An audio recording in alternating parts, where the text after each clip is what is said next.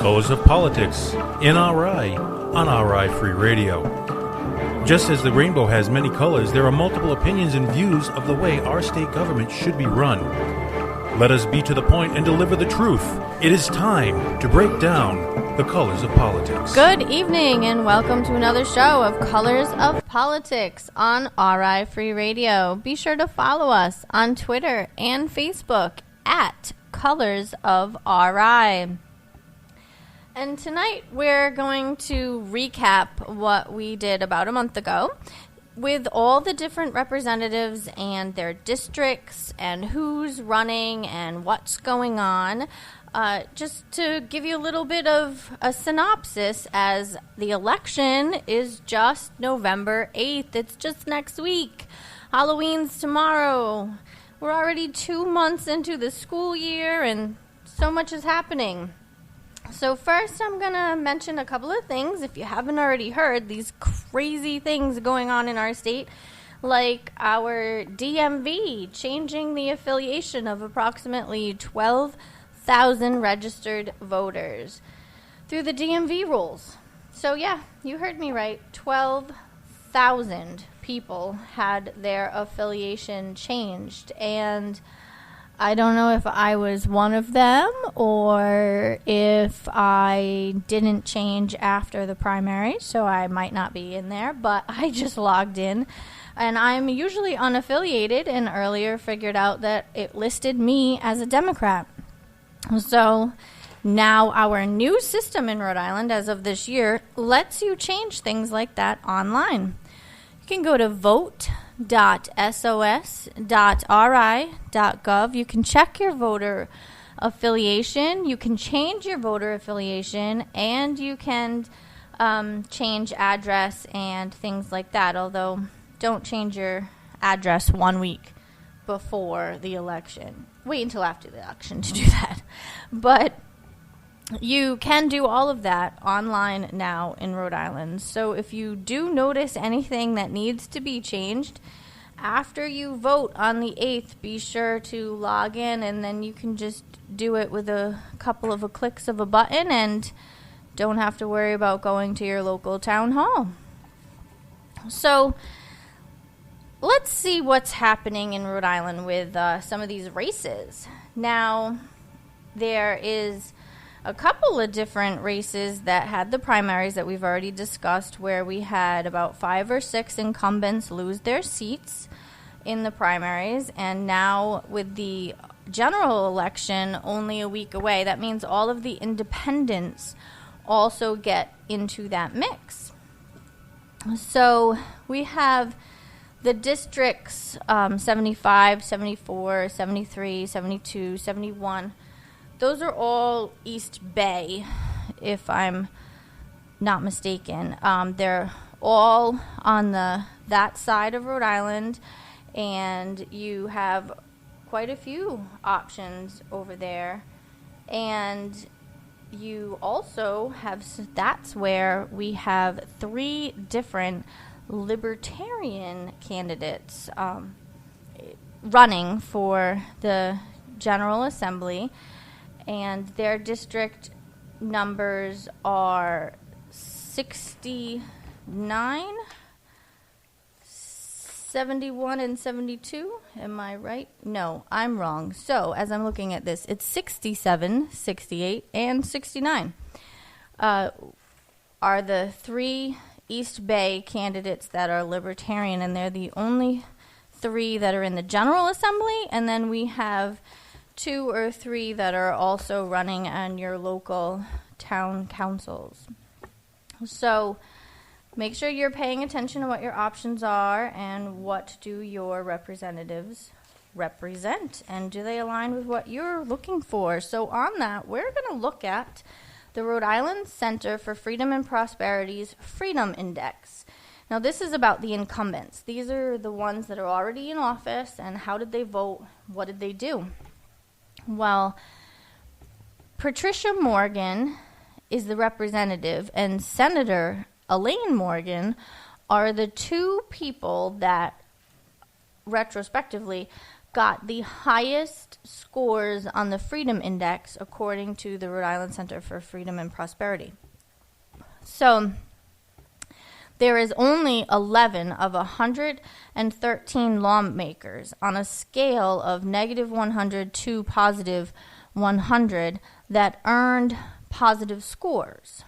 11 total, 10 Republicans and 1 independent, 9 in the House, and 2 in the Senate. So retrospectively, if you look at that, we have over 100 lawmakers, and this scale is technically 200 points wide, from negative 100 to positive 100. And only 11 of them are even in the positive. So overall, the General Assembly as a body scored a negative 54, continuing a 5-year trend in the red numbers, which also means Rhode Island has less freedom than they did last year. So looking at this, you can find what I am looking at on rifreedom.org/freedom index. And you have access to a multitude of data and tools, and you can also actually look at graphs and such, which obviously I can't show you over a microphone, so it might be pretty good to go look at it for yourself. Some key point findings: the town of Exeter was the highest ranked in the state, with the people that represent the town of Exeter with their scores combined became the most freedom ranked state with their representatives, and Newport ranked the lowest. The Republicans in the House were the only major party caucus to score in positive territory, while Senate Democrats were the lowest scoring at a negative 68.8. So overall, through the whole list, the Republicans moved higher while Democrats dropped lower, widening the partisan gap even further than in the past. So as a result, the 2016 is also different than previous years put out by Rhode Island Center and Freedom Prosperity, because it was based in more real-time bill ranking as the bills were being voted on. And so this year you could have followed it along and you can do that in 2017. So this is something you can either look at and use, or you can look at and ignore, but it's another form of an opinion that I wanted to bring to you. So it shows that a number of lawmakers who followed the center's recommendations scored in positive territory after years of almost no lawmakers scoring above 0. So, just to give you the exact scores of a handful, we have the top 2 of Patricia Morgan at a 27.8 and Elaine Morgan at a 23.7. And then you also have Sherry Roberts at a 17.2 and Blake Filippi at a 13.8 and Justin Price at a 13.6 for some of the high ones. And for the low ones at the other end of the spectrum, you have Sosnowski at a 71.2, Gallo at a 71.2. Mind you, these are negative 71.2s. Doyle, negative 71.2. Golden, negative 73.1. And Conley, negative 73.1. So, again, take a look. You're going to vote in a week. So if you think you like what your senator or representative is already doing, find out what their votes actually show. And there's also, you have categories you can look at this.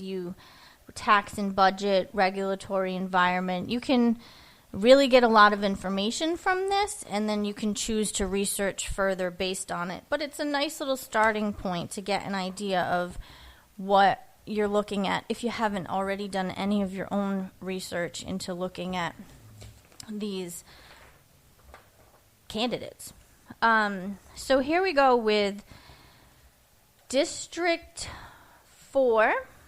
You have Matthew Dowd is an independent, and Dominic Ruggiero, again, I'm murdering last names like usual, is a Democrat. So those are your two options in District 4. But then you have in District 5, you have a Republican with Brian Hutchings going against the Democrat Paul Jabor. Again, I suck at last names.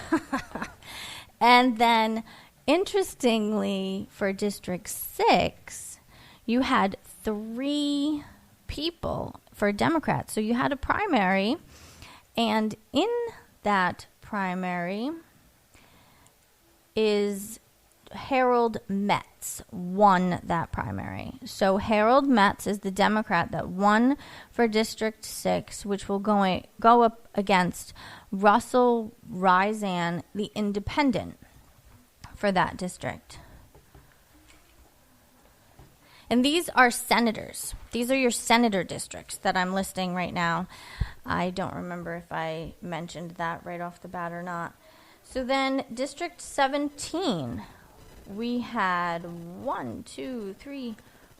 4 Democrats in that primary.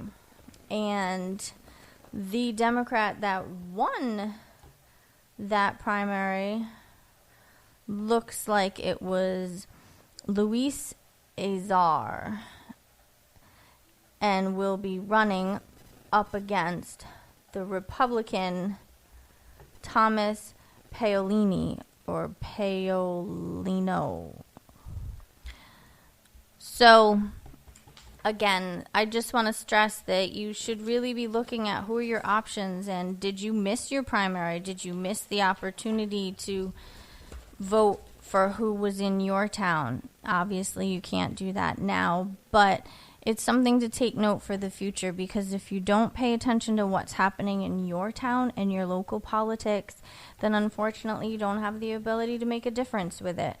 And as much as our presidential campaigns are quite a circus and things are flying left and right with comments and smear campaigns and all kinds of different media frenzy, your vote only goes so far with the presidential campaign. It does not leave the borders of Rhode Island, and the electoral college votes are the ones that will ultimately decide the president. But you can make a difference in your town council, your state representative, and your state senator that represents you. So please pay attention to who they are, and even if you have 1 or 2 really important topics, we'll find out where they stand on those particular things that are important to you. District 38, which is Charlestown primarily. I think it goes a little bit into Westerly, is not a race. You only have the Republican Dennis Algier for that Senate seat, and he doesn't have anybody running against him.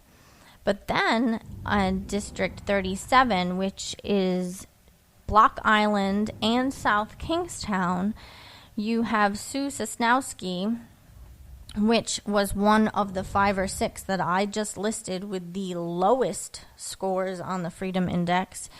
And she is being challenged by Sven Soderberg, which we interviewed a couple weeks back, and you can also listen to the podcast with Sven's campaign and his points. And he is gaining some ground from what I understand in that area and getting a lot of acknowledgement in that town of South Kingstown. So again, those were Senate seats. And for representative seats, we have some really interesting current news happening. According to the Projo in the last 24 hours, in District 15, we had 2 Republicans have a primary against our Speaker, Mattiello. It was Frias and Lawton, and Frias got, I want to say, around 275, 300 votes more than Lawton and beat Lawton in the primary. Mattiello is a Democrat and is also the Speaker of the House. And Lawton's campaign says to create change, basically, was her foundation, is what she ran on. And you have to change the players to change what's happening. Well, she recently put out a mailer endorsing Mattiello after she lost the primary. And there's quite an interesting Projo article that she endorsed Mattiello due to possibly receiving a promise about legislation that she wishes to work on in the State House in this coming 2017 year. So the Projo article is titled, "Defeated GOP Candidate Endorses Democrat Mattiello in Cranston House Race." And it's dated for the 27th is actually, so it's actually more than 24 hours old. It's dated for the 27th, but you can look that up on the Projo and you can find out the exact quotes and what was said, but there is information that was submitted to the Projo from an online chat, and it's got an interesting appeal for somebody that was campaigning on changing the players in order to make change in the State House. And then she endorsed the one that she was running against. So your option in District 15 is Mattiello, of course, the one that's up there already, and the Speaker of the House. And in my personal experience, doesn't do a great job in returning phone calls or emails and getting back to people, but he is running against an independent, Patrick Valliere, I think is how you say that last name, and Frias, the Republican that beat out Lawton. And Frias has quite a good amount of media attention and publicity, and I see his name on social media quite a bit, so it looks like he's gaining some ground. I don't know if he's gaining enough ground to beat out Mattiello, but I don't live in that district, so those of you that do have to vote within what you feel is best for you. I personally don't think Mattiello does a very great, fair job in the way that he runs things. I wouldn't want to vote for him if I lived in that district. But then we have District 21. We have 2 independents and 3 independents, 2 Democrats, and a Republican listed. But not everyone is going to be on the ballot. So you have Andrew Nutton is going to be on the ballot as an independent.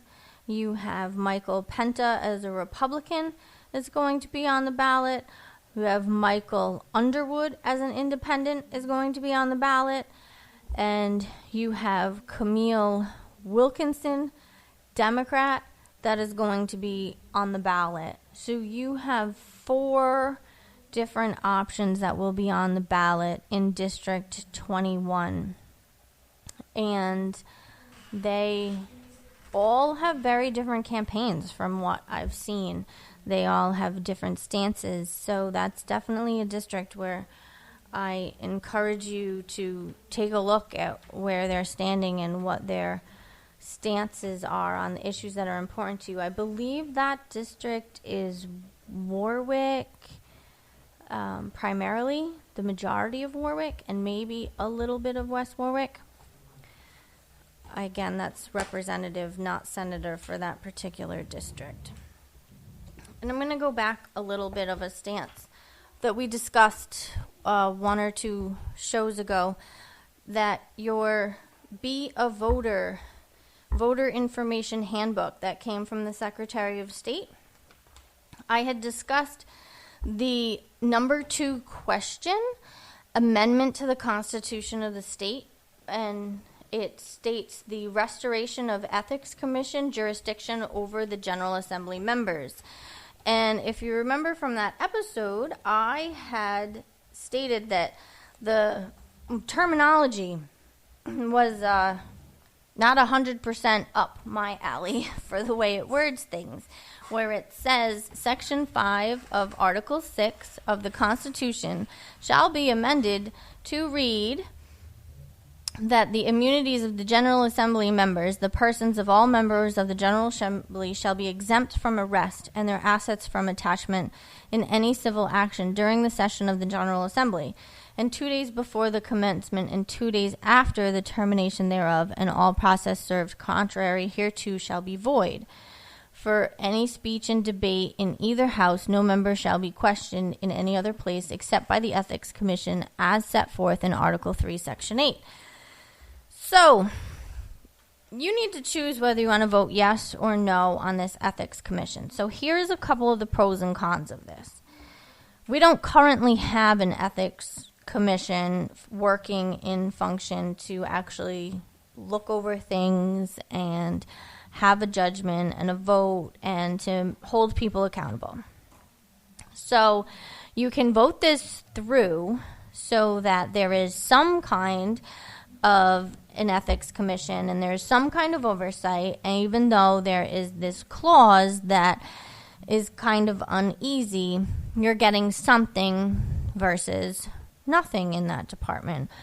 Or you could choose that terminology doesn't sit well with you, so you're thinking maybe we shouldn't be putting this through. The Ethics Commission portion itself states that Article 3 of the Constitution shall be amended to read as follows. The General Assembly shall establish an independent, nonpartisan ethics commission which shall adopt a code of ethics, included but not limited to provisions on conflicts of interest, confidential information, use of position, contracts with government agencies, and financial disclosure.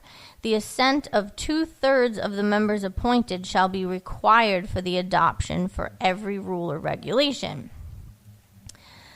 All elected and appointed officials and employees of state and local government, of boards, commissions, and agencies shall be subject to the Code of Ethics. The Ethics Commission shall have the authority to investigate alleged violations of the Code of Ethics, including acts otherwise protected by Article 6, Section 5, and to impose penalties as provided by law.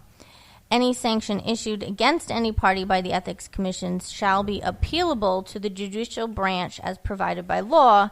The Commission shall have the power to remove from office officials who are not otherwise subject to impeachment or expulsion as provided Article 6, Section 7.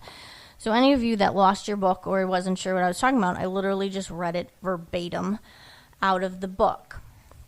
So I personally have not even come to a final conclusion as to what I really think of this and whether or not to push it through or not push it through. I can say that there's a lot of people that have worked really hard to get this as an option to vote on, and there's a lot of people that, although they would like to see certain parts of it worded better, that they are pushing for everyone to vote yes on question 2 and make it so that we do have this ethics commission going forward, and that although it may not be 100% the ideal, having positive movement forward is better than no movement forward.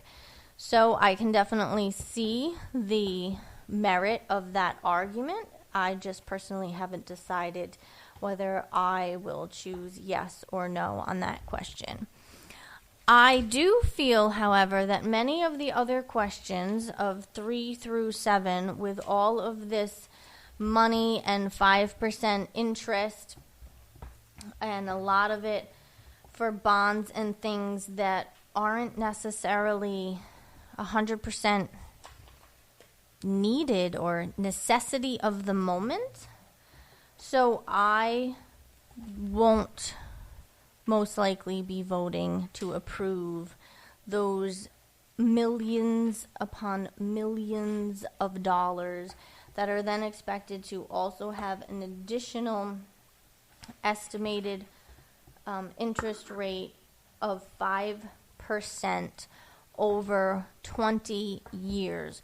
So a principal balance of $27 million yields an interest of over $16 million, putting the cost of that bond at over $43 million. So remember, this is our tax money, and this is what we are saying we're approving them to spend the money on, but they're not just spending that amount of money that you are approving. You are approving that amount of money plus a 5% interest rate. So I understand question 3 might be very personal to some people, the Veterans Homes Bond for the construction of new veteran home and reservations of existing facilities.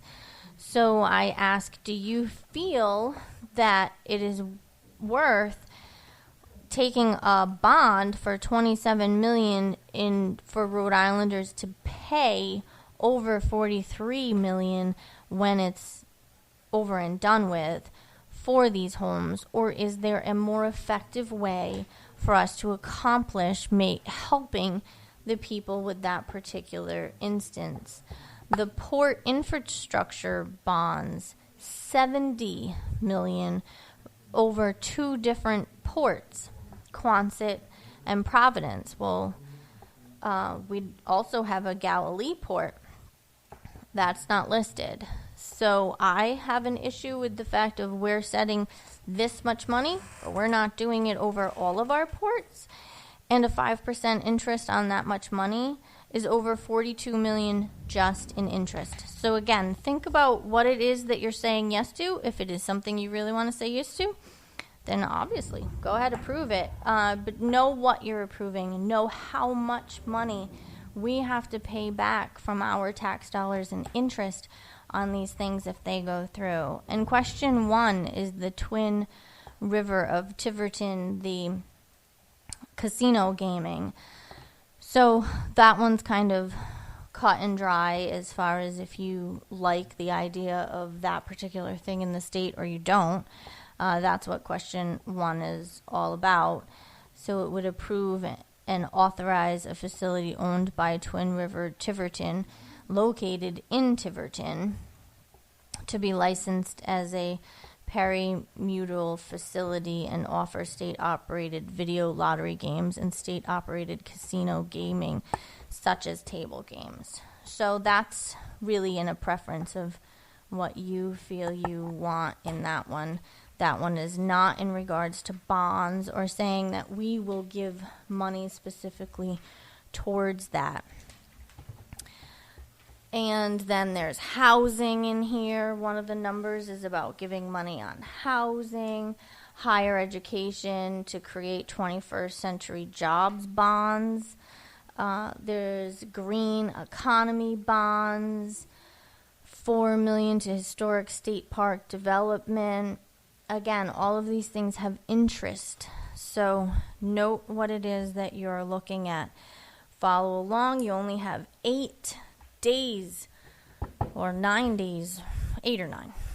Tuesday, November 8th is the election, and it is going to be upon us in a blink of an eye.